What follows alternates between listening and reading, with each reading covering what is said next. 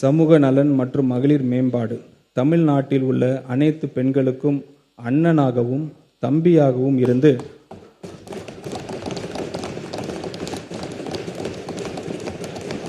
அவர்களுக்கு எப்போதும் துணை நிற்பவர்தான் நமது மாண்புமிகு முதலமைச்சர் அவர்கள்.